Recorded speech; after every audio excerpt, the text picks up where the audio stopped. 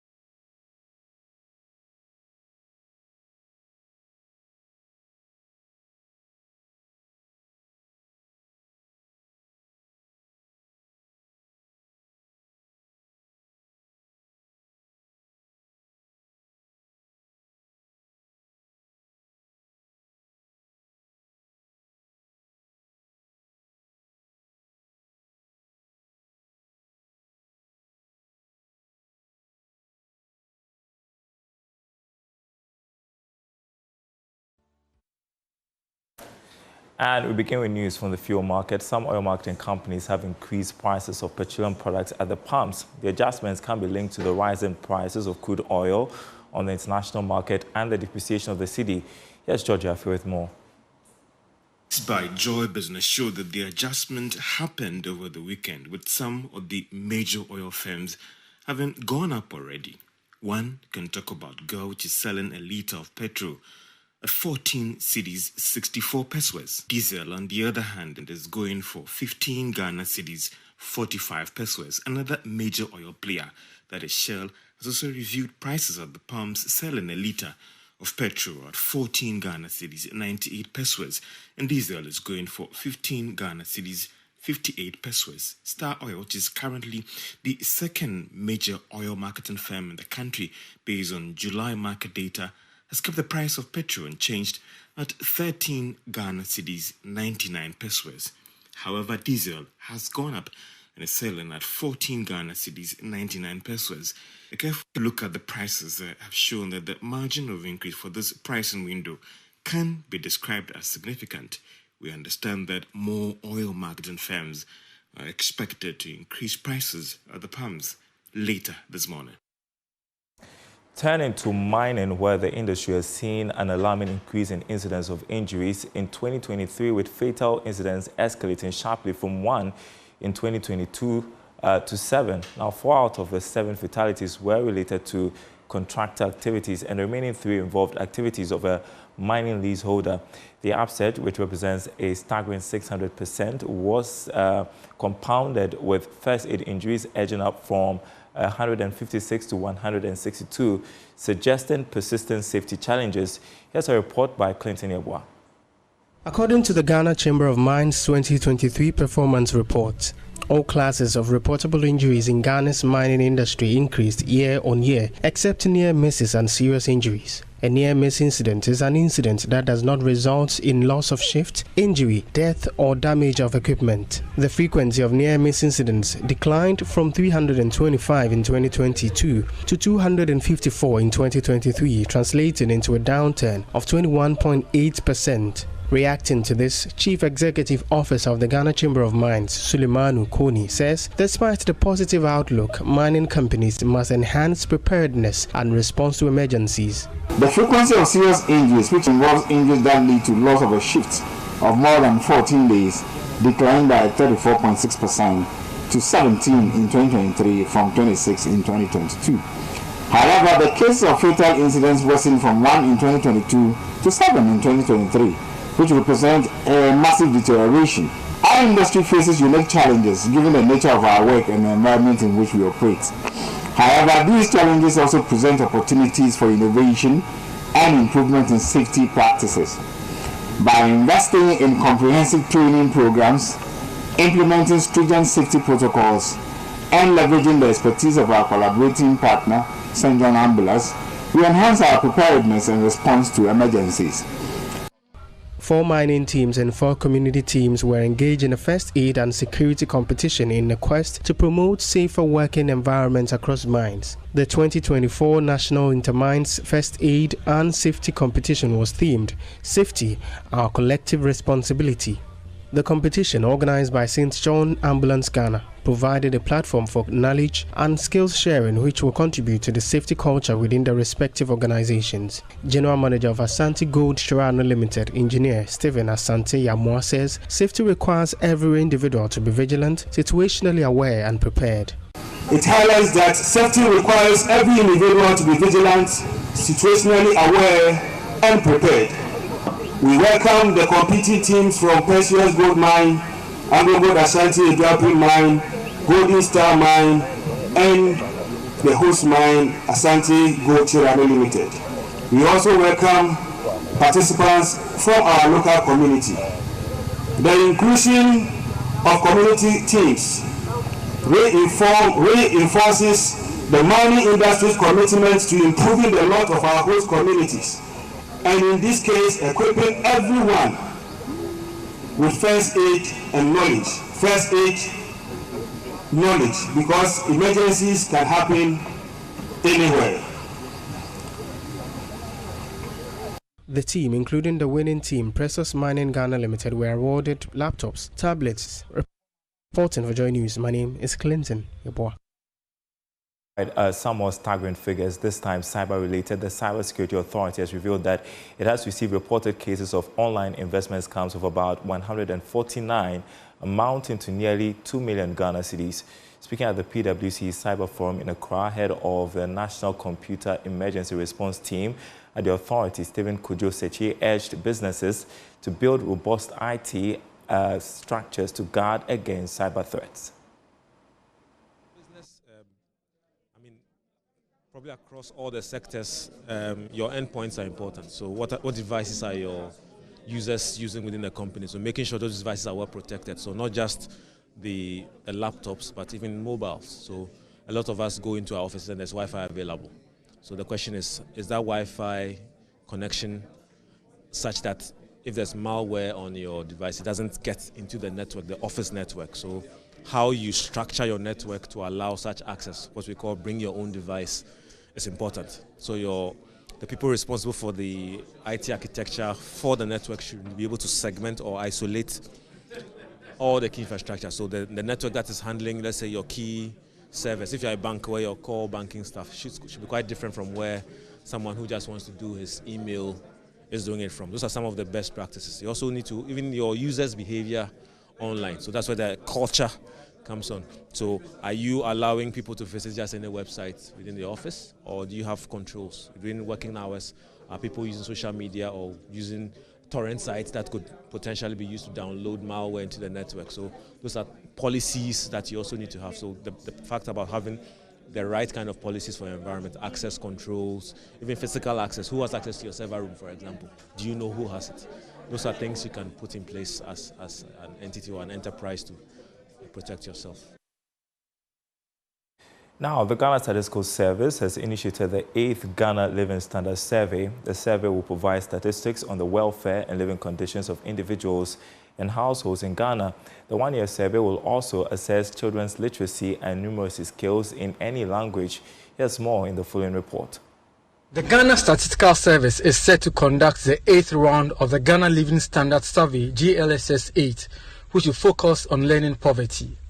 The 2021 Population and Housing Census indicated that 30.2% of the population 6 years and older were not literate in any language, highlighting the need for interventions to reduce illiteracy. Learning poverty is the inability of children to read and understand a simple text by age 10. Speaking at the closing ceremony for the training of field officers, Mrs. Abena Asamoah Osei Akoto, Chief Statistician and Project Coordinator, shared the objectives of the GLSS 8. The learning poverty is finding out children 10 years who are able to read and understand a text that has been prescribed for that age level, and they are able to read and understand. So what we did was to engage the Ministry of Education and NACA as mentioned, and we prepared test items for these children, and here we concentrated on ages 4 to 17 years. We want to find out and assess on them on literacy levels as well as numeracy levels. So the learning poverty will help us report globally on how the country fares on that indicator.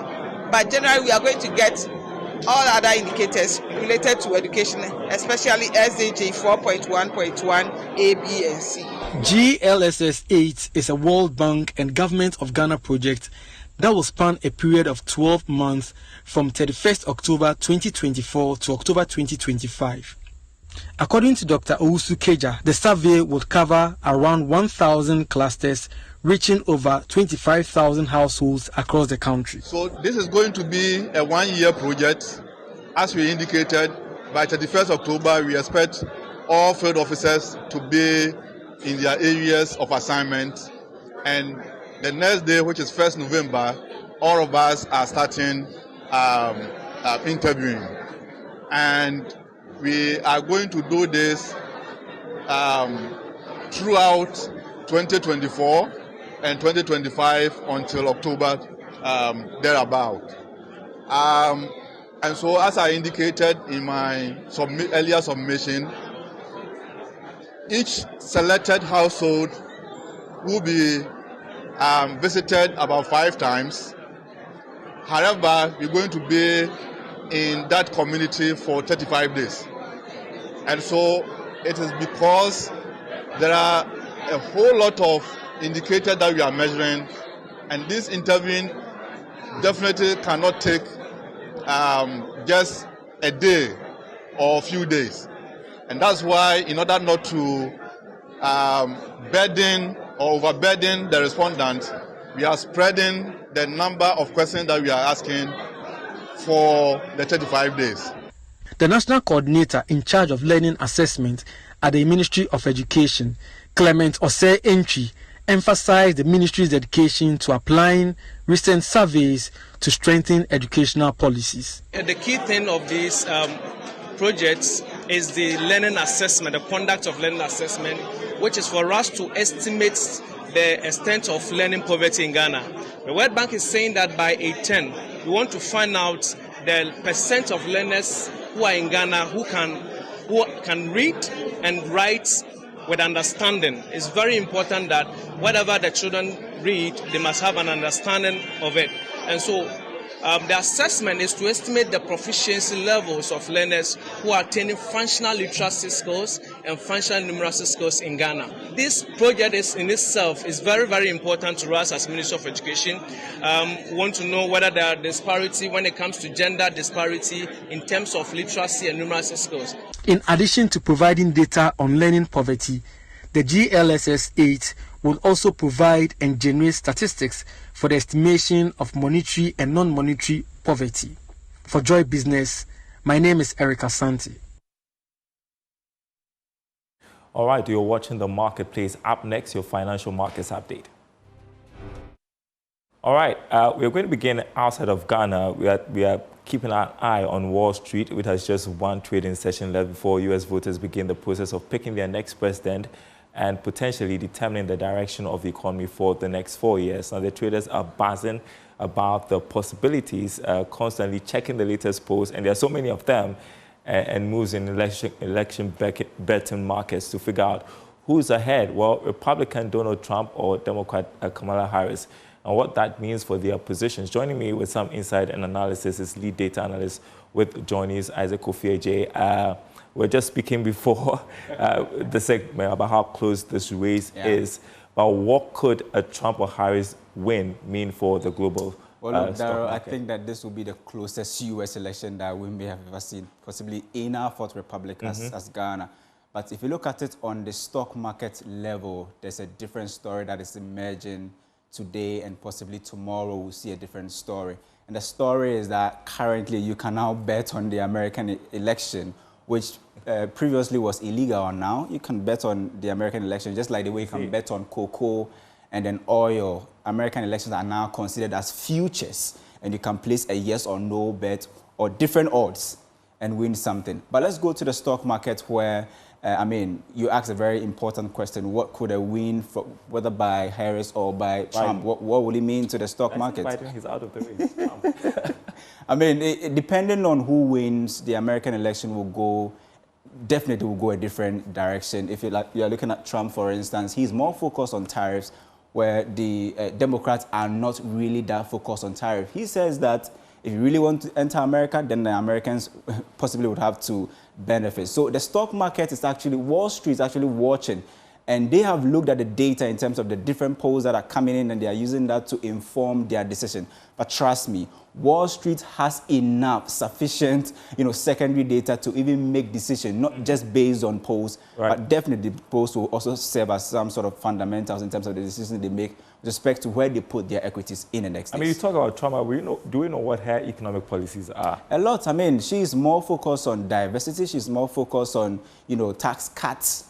The same way Trump is also focused on more tax cuts. But if you analyze the two, there are different situations where Trump wants to, tax more in terms of what is coming in from the external side, and then give businesses in the American space some sort of, space. The same way with Harris. All of them want to actually cut tax. All of them have been heavy on no taxes on tips. If you go to America, tips is actually very, very, key in terms of what comes into people's pockets. So they have different, economic policies. But the most important thing is that Wall Street is also watching what will happen. So who are tomorrow. traders betting their monies on, Trump or Harris? At the moment, per the data that we have, unfortunately, we have Harris on the screen right now, but they're actually betting on Trump.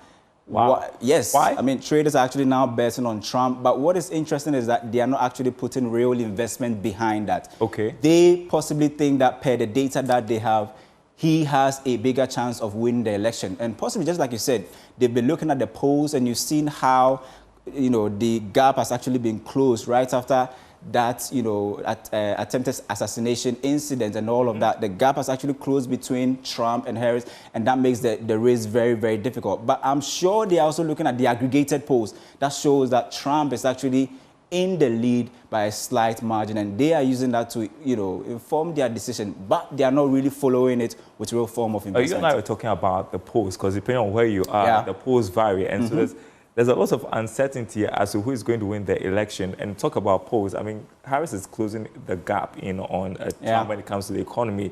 What does this uncertainty do to the market? Well, I mean, when it comes to opinion polls, for me, I trust more of secondary data than opinion polls, because it's so difficult to predict the human behavior. Sometimes someone will tell you a yes, but it's actually a no. So opinion polls can actually skew towards any angle. But for the market, they already have their own secondary data that they make decision on. And just like, we'll possibly be talking about the Federal Reserves and the federal rates, also very important. Although they act as independent bodies from what will happen in the election, definitely opinion polls are very important. But they actually, take their decision or make their decision based on some secondary data that they have, not necessarily because based on the aggregated polls that are available in the space at the moment. Well, it's also interesting. We need to point out that right after Election Day, I think a couple of days afterwards, the U.S. Fed will make a decision about interest rates. And so where do we see that going as well? Very difficult question. I mean, we've been following that one particular rate cut.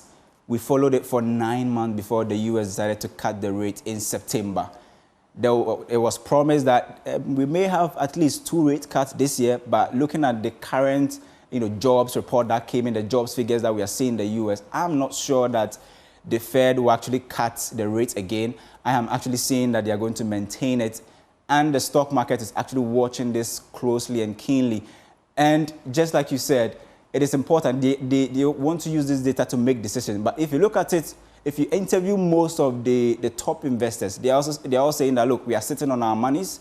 Election, there's not a big probability event. They can't really predict who will win. So what they're doing is that they're sitting on their investment and looking at short-term means to invest some of their equities there. Some of them actually keeping cash reserve. It was around 5%, but now they are deciding to keep about 10%. That tells you that uncertainty around these elections is really high. How does this all matter for us here in Ghana? A lot. I mean, you're talking about fuel prices and, I mean, the fact that... Top of the bulletin. Yes, I mean, prices have actually gone up at the pumps. Why? Because the U.S. is one of the biggest consumers and determinants when it comes to fuel prices because of the petrodollar economy. If Harris is in power or Trump is in power, it actually determines who they decide to trade with in terms of the crude. They actually have a lot of power in terms of what's happening in the Middle East and all of that. So that will determine whether the prices will stay very high or, I mean, low. There's data that shows that we've not actually reached the fair level value this year where, I mean, crude is actually trading between $75 and $78 per barrel. Usually it was around $100 per barrel. So if you are in Ghana and you are watching the U.S. election, your petrol price is very, very important. And the cedi. And the cedi. I mean, you spoke about this morning that the dollar was weakening because of the uncertainties about who is going to win the elections. Exactly. That also has repercussions. Exactly. I mean, just that right the day after the election, you have the Feds coming in to determine where the policy rates will be. The U.S. economy is not done heating up. So the Fed itself is so uncertain about the direction of inflation going into the first quarter of next year. So they will do everything they can to protect the American consumer first before us. If they cut the rate, it will be good for us. But at the moment, because of the uncertainties, definitely I see they maintaining that rate at that point. And you and the team, you've got a big show coming up Tuesday. Absolutely, yeah. Wednesday? Well, yeah, definitely Wednesday, I think from 12 a.m. to 9 a.m., so... America Decides on Joy News. The whole political desk will be on. Evans himself will be on that show. It's going to be big. We're starting very early, 12 a.m. to 9 a.m. It will be live on Joy News, exactly, and then also on Joy 99.7. A lot of action, it's actually an action-packed show right from that midnight to the morning where we have... some surprising items for you. So definitely stick and stay tuned. We'll be staying up to watch. Thank you so much. America will decide on Joy News anyway. Definitely, they will. The election headquarters, thank you so much. I appreciate your time. And while we'll still stick with the financial markets, government recorded another marginal oversubscription of treasury bills, but at the expense of rising interest rates. According to auction results from the Bank of Ghana, the government bagged 4.078 billion cedis as against a target of 4.01 billion cedis. Here's more in this report. All the bids tendered were oversubscribed. About 3.32 billion Ghana cedis, representing 82.97%, came from the 91-day bill. A little over 549.96 million Ghana cedis were offered for the 182-day bill. However, 200.78 million Ghana cedis were tendered for the 364-day bill. The securities will be issued today, November 4, 2024. Meanwhile, interest rates continue to rise on the yield curve. The yield on the 91-day bill went up by 37 basis points to 26.56%. That of the 182-day bill was 27.58%, as against 27.29% the previous week. The rate on the 364-day bill was, however, up by 6 basis points to 28.97%.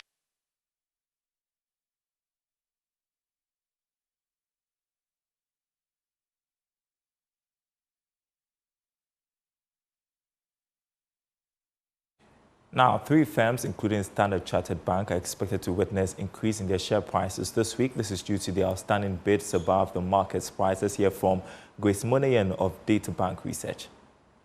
Last week's trading closed on a positive note, with some stocks reaching their yearly highs due to the release of good 9-month 24 results. The market indices closed stronger, with the Ghana Stock Exchange Composite Index advancing by 3.67% weekly, the year-to-date gain of 44.7%, whereas the Data Bank Stock Index gained 3.27% weekly. to a year-to-date gain of 40.08%. MTN Ghana gained the most after the release of 9-month 24 results and the launch of the 5G network spectrum, while Cowbank gained 2 pesos to close at 28 pesos due to its good 9-month 24 results. New Gold, Ecobank Transnational Incorporated, Standard Chartered Bank, Unilever Ghana and Total Energies all gained to close at their yearly highs. Market turnover surged by 5.7 times weekly to 73.47 million after trading 5.92 million shares over 25 counters. New Gold led trading activities throughout the week and closed as the most traded stock, accounting for 83% of the market turnover. On outlook for this week, we expect the share prices of Standard Chartered Bank, Total Energies and Ben's Oil Palm Plantation to gain on increased demand for Standard Chartered Bank and Total Energies and the recent dividend declaration for Ben's Oil Palm Plantation. For Joy Business Report, Grace Munanyun of Data Bank Research. You're watching The Marketplace. Quick break, we're back to wrap up.